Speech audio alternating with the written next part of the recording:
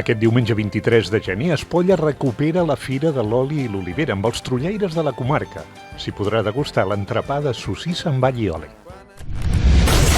Llançà celebra la festa de Sant Vicenç amb diferents actes i destaca un correfoc divendres, les actuacions de Mercado Negro i Banda Neon divendres i Clima i l'Orquestra Maribel el dissabte. Diumenge hi haurà concert amb l'Orquestra Saturno i molts més actes. També hi ha festa Sant Pere Pescador amb espectacles infantils, exposicions i música.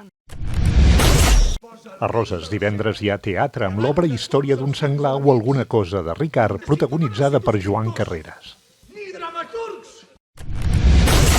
Acabem l'agenda a Figueres. Divendres a la Cate, el cicle 66 butaques presenta el concert d'Extraño Ways Rodrigo Laviña i su combo, un excomponent de Pirate Sound System i Adversaris.